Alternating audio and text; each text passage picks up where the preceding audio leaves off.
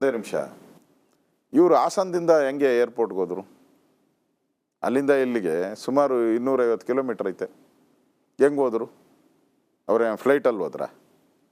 ಫ್ಲೈಟಲ್ಲಿ ಹೋಗಿದ್ರೆ ನಮ್ದಲ್ಲಪ್ಪ ಹಾಸನದಲ್ಲ ಹತ್ಬಿಟ್ರು ಫ್ಲೈಟಲ್ಲಿ ನಾವು ಹಿಡಿಯೋಕ್ಕಾಗಿಲ್ಲ ಏರ್ಪೋರ್ಟಲ್ಲಿ ಇಳಿದ್ಬಿಟ್ರು ಅಂತ ಅವ್ರು ರೋಡ್ ಮೇಲೆ ಹೋಗಿದ್ದಾರಲ್ಲ.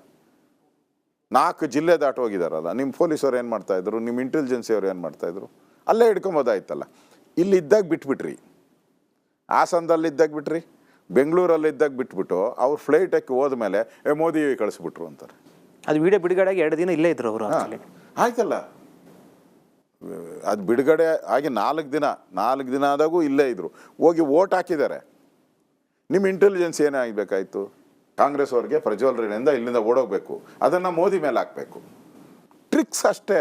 ಇದೆಲ್ಲ ಡೆಲ್ಲಿಯವರು ಸುರ್ಜಿತ್ ವಾಲಾ ಮುಖ್ಯಮಂತ್ರಿ ಇವರೆಲ್ಲ ಒಂದು ಟೀಮ್ ಮಾಡ್ಕೊಂಡಿದ್ದಾರೆ, 5-6 ಜನ ಟೀಮ್ ಮಾಡ್ಕೊಂಡು ಇದನ್ನು ಮೋದಿಗೆ ತಗೊಂಡೋಗಿ ಟಚ್ ಮಾಡಬೇಕಾದ್ರೆ ನೀವು ಇಲ್ಲೇ ಇವನ್ನ ಅರೆಸ್ಟ್ ಮಾಡಿಬಿಟ್ರೆ ಅದು ಮೋದಿಗೆ ಟಚ್ ಆಗಲ್ಲ. ಏರ್ಪೋರ್ಟಿಂದ ಆಚೆ ಹೋದರೆ ನೋಡ್ರಿ ಏರ್ಪೋರ್ಟ್ ಅವ್ರಿಗೆ ಬರ್ತತೆ, ನಮಗೆ ಬರಲ್ಲ. ವಿದೇಶಕ್ಕೆ ಹೋದರೆ ಮೋದಿಗೆ ಬರ್ತೈತೆ, ನಮಗೆ ಬರಲ್ಲ ಅಂತ ಹೇಳೋಕ್ಕೋಸ್ಕರ ಈ ನಾಟಕವನ್ನು ಸೃಷ್ಟಿ ಮಾಡಿದ್ದು ಕಾಂಗ್ರೆಸ್ ಅವರು. ಇಲ್ಲ ಅಂದರೆ ಎಷ್ಟು ಈಸಿ ಕೆಲಸ. ಓಟ್ ಹಾಕೋಕೆ ಬಂದ್ರಲ್ಲ, ಆಚೆ ಬಂದಾಗ ಅರೆಸ್ಟ್ ಮಾಡ್ಕೊಂಡು ಮುಗ್ದಿದ್ದು ಹೋಯ್ತು. ನಿಮ್ಮ ಪ್ರಕಾರ ಅವರು ಯಾರು ಶಾಮೀಲಾಗಿದ್ದಾರೆ ಕಾಂಗ್ರೆಸ್? 100% ಇದರಲ್ಲಿ ಕಾಂಗ್ರೆಸ್ ಅವರ ಕುತಂತ್ರ. ಅವರೇ ಇವರು ಪ್ರಜ್ವಲ್ ರೇವಣ್ಣ ಹೋಗೋಕ್ಕೆ ನೇರ ಕಾರಣ ಕಾಂಗ್ರೆಸ್ ಅವರೇ. ಅವ್ರ ಜೊತೆ ಸಂಪರ್ಕದಲ್ಲಿದ್ದಾರೆ ಕಾಂಗ್ರೆಸ್ ಅವರು ಅಂತೀರಾ ಪ್ರಜ್ವಲ್ ರೇವಣ್ಣ ಜೊತೆ? ನೋಡಿ, ಇದು ಏನೇನಾಗಿದೆ ಅಂತೇಳಿ ಇದನ್ನು CBI ತನಿಖೆ ಕೊಟ್ಟರೆ ಯಾರ್ಯಾರು ಪ್ರಜ್ವಲ್ ರೇವಣ್ಣ CM ಫೋನ್ ಮಾಡಿದಾರಾ, Revanna HD Revanna CM phone ಮಾಡಿದಾರಾ, ಏನೇನು ಮಾತಾಡಿದ್ದಾರೆ ಎಲ್ಲ ಈಚೆಗೆ ಬರ್ತೈತೆ. ಇವ್ರದ್ದೇ ತನಿಖೆ ಆದರೆ ಇವ್ರು SIT ಅವ್ರು ಹೋಗಿ CM ತನಿಖೆ ಮಾಡಲ್ಲ? ಮಾಡ್ತಾರಾ? ಯಾರು ಮಾಡಲ್ಲ. ರೇವಣ್ಣ ಮತ್ತೆ ಪ್ರಜ್ವಲ್ ಮುಖ್ಯಮಂತ್ರಿ ಸಿದ್ದರಾಮಯ್ಯ ಕಾಲ್ ಮಾಡಿದ್ರು ಅಂತ ಅನುಮಾನ ಅಲ್ಲ. ನಡಿ ಈಗ ಶುರು ಮಾಡೋಣ. ಕೇಸರಿಯಿಂದ ಮನೋಲ್ಲಾಸ ಮನಸ್ಸು ಮತ್ತೇರಿ ಕುಣಿದಾಡಿದೆ ನೋಡು, ಮನಸ್ಸು ಮತ್ತೇರಿ ಕುಣಿದಾಡಿದೆ ನೋಡು. ಕ್ಷಣ ಕ್ಷಣವೂ ಆಚರಿಸಿ ಕೇಸರಿ ಹಬ್ಬ. ವಿಮಲ್ ಬಾಯಲ್ಲಿ ಹೇಳಿ ಕೇಸರಿ. ನಾನು ಹೇಳೋದು ಇಲ್ಲಾಂದರೆ ಹೆಂಗೆ ಹೋಗ್ಬೋದಾ? ಏರ್ಪೋರ್ಟ್ಗೆ ಹೆಂಗೆ ಹೋದರು? ಇವ್ರದೇ ಪೊಲೀಸು, ಅವ್ರು ಗನ್ಮ್ಯಾನ್ ಕೊಟ್ಟಿದ್ದಾರೆ. ಗನ್ಮ್ಯಾನ್ ಯಾರು? ಪೊಲೀಸು ಇಲಾಖೆಯವರು.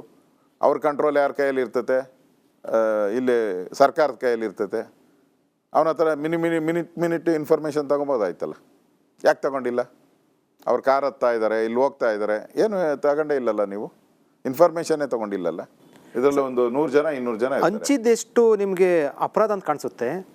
ಆ ಇನ್ಸಿಡೆಂಟ್ ಆಗಿದ್ದು ಕೂಡ ಅಷ್ಟೇ ಅಪರಾಧ ಅಲ್ವಾ? ಹಂಗಾದ್ರೆ ಪ್ರಜ್ವಲ್ ಯಾಕೆ ಸಮರ್ಥನೆ ಮಾಡ್ಕೊಳ್ಬೇಕು? ಯಾವುದೇ ಕಾರಣಕ್ಕೂ ಪ್ರಜ್ವಲ್ನ ನಾವು ಸಮರ್ಥನೆ ಮಾಡೋ ಪ್ರಶ್ನೆ ಉದ್ಭವ ಆಗೋದಲ್ಲ. ಶಿಕ್ಷೆ ಆಗಬೇಕು ಅಂತಾನೆ ಮೊದಲಿಂದನೂ BJP ಸ್ಟ್ಯಾಂಡು.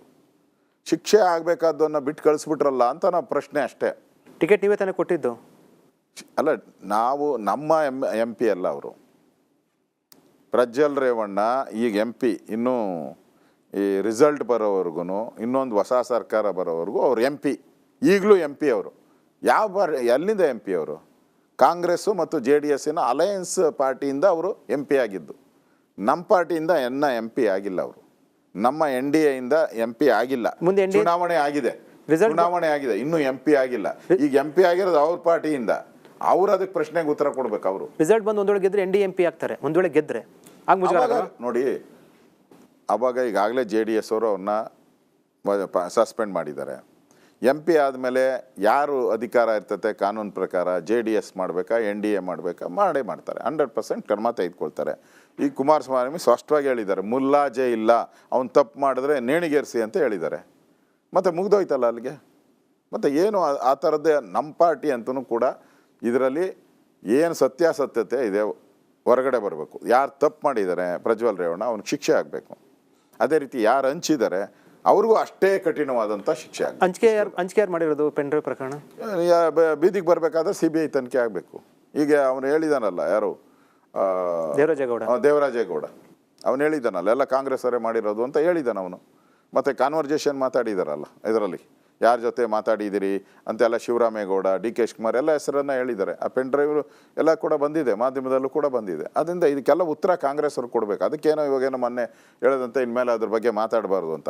ಯಾವಾಗ ಅಮಿತ್ ಶಾ ಅವ್ರು ಹೇಳಿದ್ರು ಇದು ನಿಮಗೆ ತಿರುಗ್ಬಾಣ ಆಗ್ತೈತೆ ಅಂತ. ಈಗ ತಿರುಗ್ಬಾಣ ಆಗ್ತಾ ಇದೆ ಅವ್ರಿಗೆ. ಮುಂದೆ ಎಲ್ಲೋ ಹೋಗುತ್ತೆ ಅಶೋಕ್ ಅವರು ಇದು ನೀವು ನಿಮ್ಮ ಒಂದು ರಾಜಕೀಯ ಅನುಭವದಲ್ಲಿ ಮತ್ತು ಈಗ ನಡೀತಾ ಇರೋದು ನೋಡಿದ್ರೆ ಪ್ರಕರಣ ಎಲ್ಲಿಗೆ ಹೋಗುತ್ತೆ ಅಂತ ಅನ್ಸುತ್ತೆ? ನನಗನ್ಸ್ತತೆ ಇದು ಮತ್ತೆ ಮೋದಿ ಪ್ರಧಾನಮಂತ್ರಿ